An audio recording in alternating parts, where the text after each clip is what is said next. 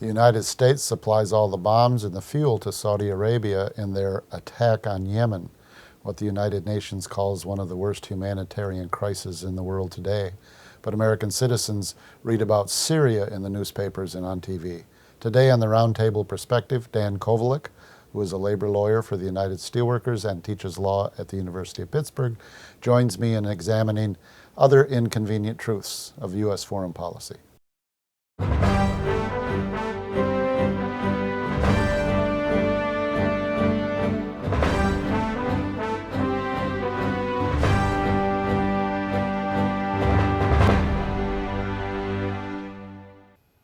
Welcome to the Roundtable Perspective. I'm your host, Lee Artz. I'm joined today by my guest, Dan Kovalik, who teaches law at the University of Pittsburgh, and he's also the Senior Associate General Counsel for the United Steelworkers.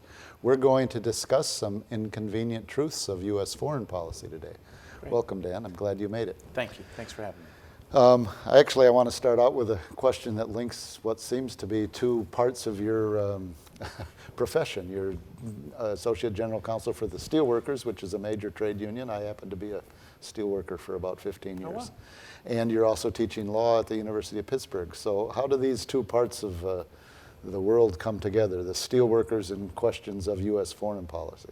Well, we live in a very global economy, more so now than at any time. And so, first of all, you have very practical implications to the union of U.S. foreign policy and of world trade. So, for example, if workers in other countries receive lower wages, significantly lower wages, lower benefits, worse treatment, of course, companies will go to those countries to build their products because it's cheaper to do so. Right. So in the end, we lose work that way. So there's that kind of pragmatic issue in play, but also there is a moral issue. We're a union, we represent workers, and we do care about workers regardless of what countries they're in. And so, an injustice to one is an injustice to all. We do go out of our way to support other worker struggles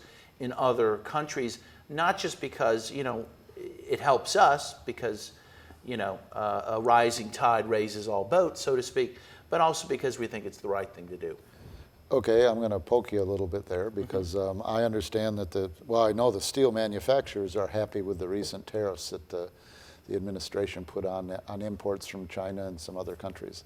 Why would the steelworkers, if they're interested in the quality of life and the income of people in China or Korea or Brazil, be in favor of raising the tariffs on products that come from those countries? Well, I think that's a good question. Obviously, again, the quick answer, the practical reason they'd be interested in the tariffs is that it will encourage manufacturers in the United States and in North America to buy U.S. steel and U.S. aluminum. And so, of course, that should have some increase on jobs for our members. And already the truth is there are some plants that were closed that are reopening with the prospects. So of the immediate tariffs. result is providing more jobs for people that would potentially be members of the United Steelworkers. Right, and who maybe were members and are now unemployed or whatever. Right. Yeah. Well, when I was in the Steelworkers, they also organized in other places, and one of the consequences may be if the cost of steel goes up, production somewhere else may go down because they can't afford the cost of steel, or they'll try to make the production with fewer workers. So you may gain steelworkers in a steel plant, but you might lose steelworkers, including members in a fabrication plant that isn't actually making the steel, but use it. So the trade-off is not obvious to me. Yeah, well, I think that is a good point. I mean, and again, there are other steel companies that have steelworker members who, as you say, they take the steel that's already made and they so if they got steel from if they get it Brazil or China Korea, that's cheap, then they can manufacture, do whatever they're going to do to that product. Or the auto industry, for example, they are not happy with the tariffs because they want the cheaper steel in order to make cars. Although it is true that a lot of the steel being used in U.S. Autos is North American to begin with. But in any case, look, I think you raise an important point, and that is that I think, one, these sorts of tariffs on a couple products, as you say, may help some workers and may hurt others, and certainly it could hurt workers in other countries. Right. And so what I would say is, there are some contradictions to, inherent. I don't think there's a disconnect between the question I just asked you and your specialty in international human rights and its relationship to U.S. foreign policy, because it's interesting to me that U.S. foreign policy, or at least around the trade, is concerned about the imports of steel from China, Korea, Brazil, wherever that might be, but they don't seem to have the same concern for the human rights record of South Korea or Brazil or some other country that the U.S. is willing to continue or Saudi Arabia, which doesn't make steel, but the human rights record there isn't one, I would say. Right. But it's interesting that what motivates the U.S. government is this question of steel that will benefit largely the steel makers, but they aren't motivated by the human rights that are affecting the people that are making the steel in any of those given countries. Yeah, well, let's be clear. The U.S. The U.S. government is not and has never been interested in human rights in other countries, despite our rhetoric. I mean, I understand. Yeah, because the rhetoric is the U.S. is here to spread democracy, and freedom. Yeah, there's no factual support for that. I understand it's a religion. That's a religion that people hold very dear.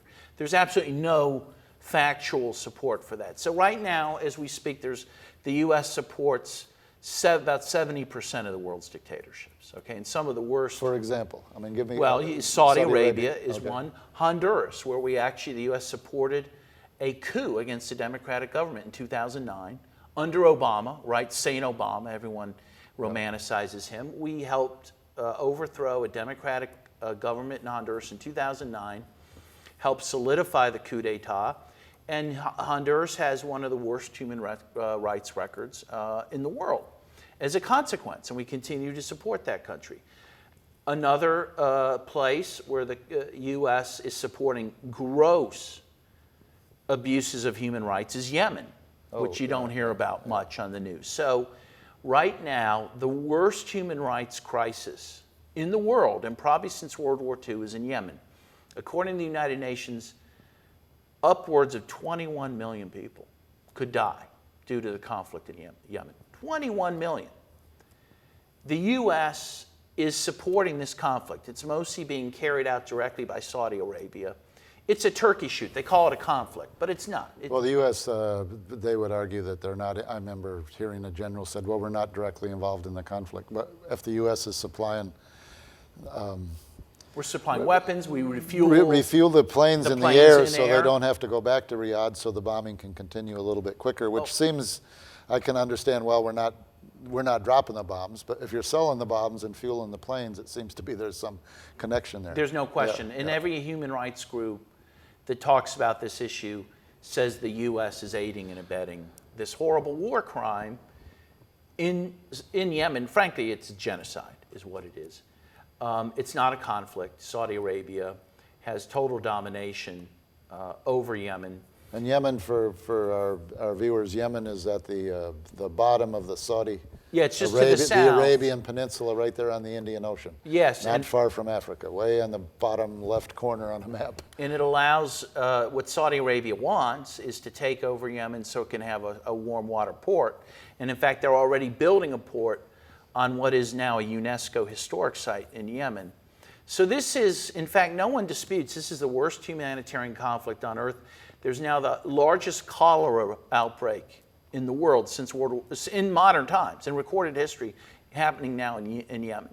And again, the U.S. has been supporting this conflict since the Obama administration, continues to support it with billions of dollars. Well, there were drone attacks under Obama in Yemen against chosen targets. But right. So my question here is, because you're right, you're not likely to read about Yemen in the New York Times. It's not going to be on ABC, but you are going to read about Syria. And you're going to see it on ABC. Yes, and the U.S. will wring its hands about the human rights violations in Syria, but not in Yemen. Yemen's just off the conversation. Why that distinction? I mean, Syria's a larger country. It actually has an industrial infrastructure. It's got an educated, middle class. What's the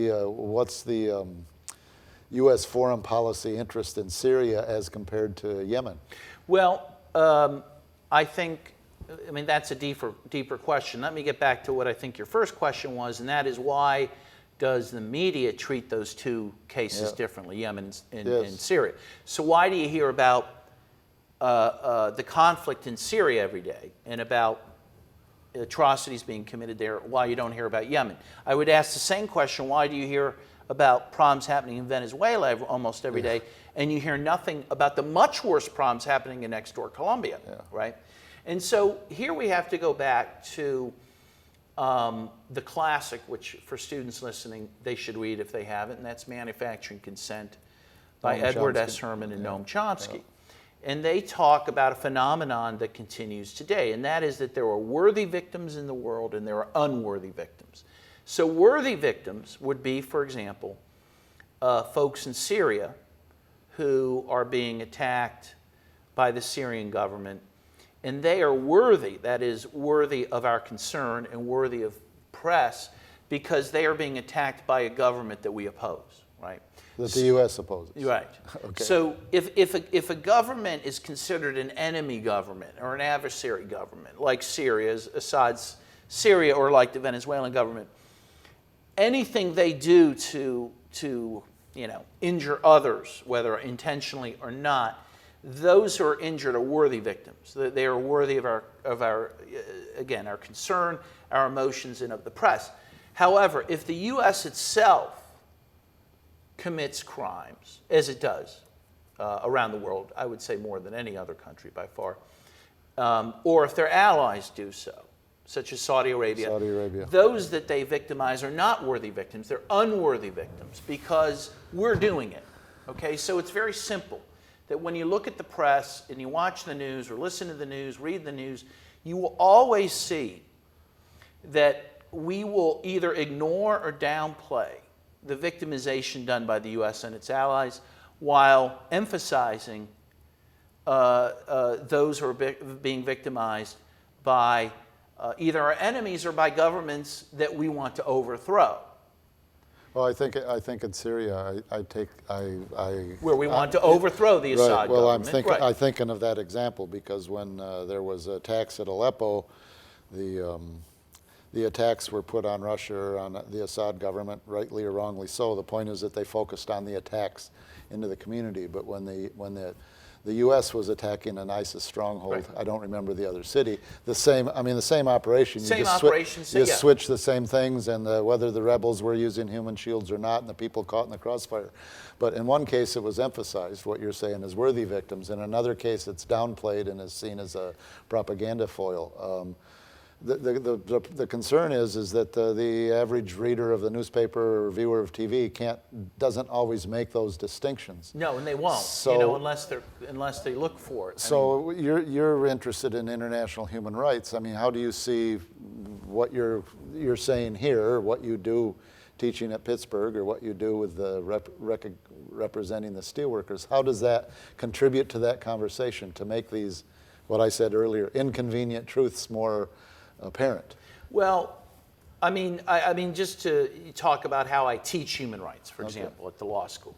I mean, really, what I try to do is the opposite of what everyone else does. So I switch the paradigm. I focus on the victims of U.S. foreign policy. Okay. So, for example, when one talks about genocide, one will often say, "Well, look at Rwanda, right?" Or look at the genocide carried out in the Balkans in the 90s. What they will never talk about is a genocide, was the U.S. war on Vietnam. But in my class, for example, my genocidal study is the U.S. war in Vietnam, which had many more victims than the instances I mentioned. Okay. Victims from the U.S. war. Yes. Say 3 to 4 million at least killed by the United States. And the people killed were men, women, and children for no other reason that they were Vietnamese. And one other characteristic of genocide, in addition to targeting a particular ethnic or national group, which is what happened, another way to look to determine genocide often is mass rapes that are carried out. And in fact, the U.S. carried out rape as a standard operating procedure against the Vietnamese women. And again, so if you look at the war on Vietnam, it was an incredible war crime carried out by the United States. It also destroyed the environment. We dropped tons and tons, millions of tons of Agent Orange napalm on the country. There were babies still being born with birth defects as a result of what we did. It was an abhorrent thing that the United States did. But it's never talked about as a genocide, again, because we did it, right? But I try to emphasize these things because I think Americans need to start taking responsibility. Well, here's the thing, and thing. It seems to be a kind of a condition that we're facing now, not 50, 60 years ago, but right now. And one of the things that makes genocide possible and the violation of human rights possible is what you referred to before as unworthy victims, even to the point that they're not only unworthy victims, but they may not, well, they're not part of us. Right. They're not our people. They're not, sometimes not even human. And that's one of the things that happens with the, when people feel under attack, I mean, including steelworkers, right. Under attack, losing our jobs going overseas. And it's not hard to see that connection with, well, it must be because the Chinese are dastardly or the immigrants coming into the United States are stealing our jobs. It's all part of a how to deal with that conflict and that fear and that insecurity that exists.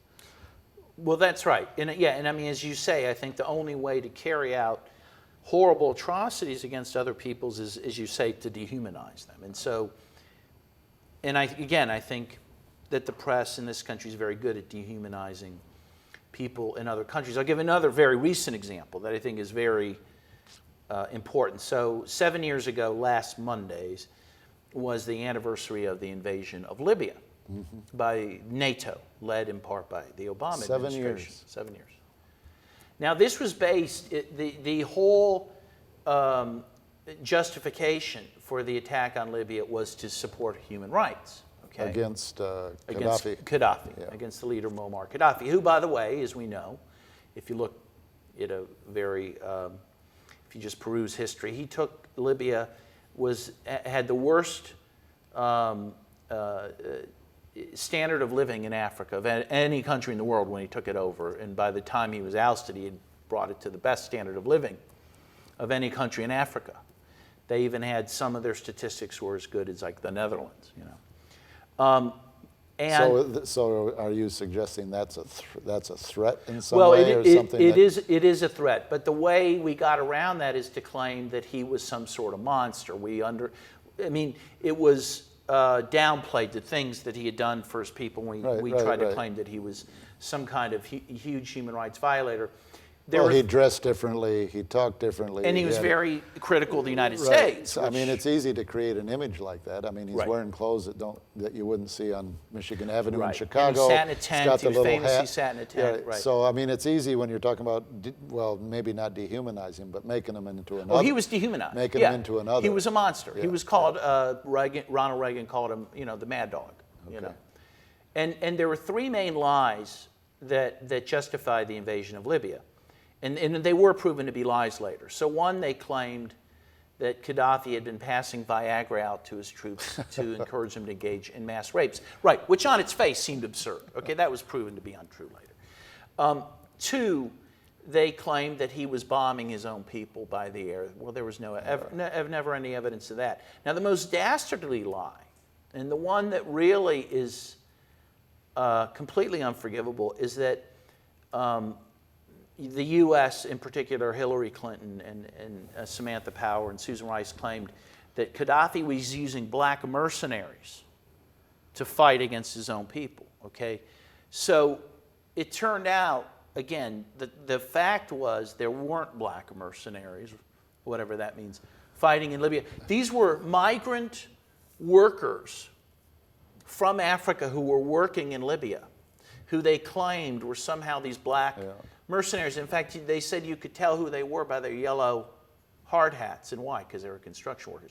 But what is horrible about the lie is not only it justified Well, to me, I understood one of the major justifications, which is major justification for Obama using drones and Trump sending the missile to the town in Syria, was that there's terrorists. Well, I mean, that was the big argument, that Libya's aiding and abetting. It's a travel place, and if you're talking about dehumanizing, to make someone a terrorist, right, removes any kind of political justification or any kind of explanation of how they're resisting anything. They're simply terrorists, which makes them irrational, dangerous, and need to be preemptive. And that's what I that was one other justification. Remember the big thing that was the push to, I mean, the little things you're talking about probably provides the evidence, but it's to bolster this idea that they're irrational, they're unreasonable, and they're terroristic. So. Right, and I'll get to that in a second, but the one thing about the black mercenaries that was very dangerous is that once the folks who we supported to overthrow Gaddafi came to power,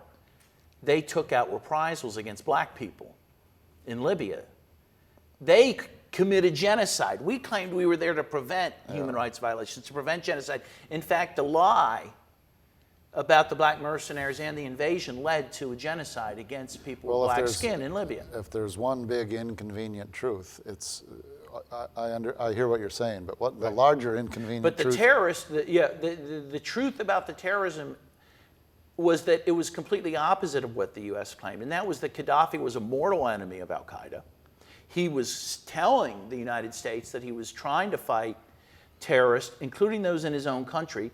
If you look at Hillary Clinton's own emails, she and her people recognized that a grave risk, in fact, of the invasion is that they would make Libya a terrorist breeding ground. And that's exactly what the invasion did. Well, that's what I was going to say, is the larger inconvenient truth for U.S. foreign policy over the last 20 years is every intervention has created more problems for U.S. foreign policy than before. I mean, at one time you have Hussein, and then you end up with al-Qaeda, and then with al-Qaeda, I mean, after Taliban, you get al-Qaeda, then you get ISIS, then you get al-Nusra, then you get Boko Haram, and every time it's like you're about to stamp this out, but it spreads, because it spreads in the response of people to that condition that they face with U.S. or U.K. or some other intervention. That's the inconvenient truth. This doesn't work. This is there's not a working. sense, that it's like that gopher game where you hit the gopher here and it just pops up. Well, I would say it's even worse, because it's like this gopher, there's 3 more gophers that come. You hit that's 3 more. So and why? Because of the experience. It's like, I'm assuming that there are more Hondurans that are not happy with the U.S. now than before the coup. Yeah, well, that is true. I'm assuming there are more Venezuelans that are not happy with the U.S. because of the blockade and the sanctions and the intervention by the U.S., because this is how they see U.S. foreign policy. Well, we only have a couple minutes, and I'd like to ask you one question, maybe just to end on, which is going to seem like quite a bit of a twist, because you have the book, The Plot to Attack Iran, which is coming out shortly. You have the other book, The Plot to Scapegoat Russia, which is out, and people can find that. But you also write for a number of different journals, both online and in print, and these tend not to be your mainstream papers. So my question is, to be able to express these truths about U.S. foreign policy and about human rights, what's the outlet for that? What's the venue for that? Is it necessary to go to a Counterpunch magazine or another website? Is that a requirement for somebody that's trying to speak the truth? I think on a sustained basis, yes. I mean, once in a while you can get an op-ed in a mainstream paper. But I think it's gotten worse over time. It's harder and harder to get a viewpoint critical of foreign policy in the mainstream press. And so, So because the mainstream press isn't going to vary from what absolutely. The U.S. government says, here's the truth, here's the evidence, and they're going to stay within those parameters. That's right. And so I think it is important to have alternative press and to write for alternative press like Counterpunch, like Consortium News, frankly like RT News, which I think has some good stuff, because there is almost the news in the position that's portrayed is almost hermetically sealed in this country. I would argue that the U.S., in fact, is the most ideologized country in the world, and maybe ever. In fact, I heard a great quote the other day. Ideology is like breath. You never smell your own. Yeah. Everyone else has an ideology. We don't. But in fact, we have a very strong ideology which prevents the press from, frankly, honestly reporting, particularly on U.S. foreign policy. We only can talk for a short while. I'm glad I've had the opportunity to talk with you. The time has gone very fast. Yes, There's it has. many things that, more that we could talk about. My guest today has been Dan Kovalik, but that's all the time we have on our program. Thank you, Dan Kovalik, for joining me on Roundtable Perspective. I'm Lee Artz. See you next time.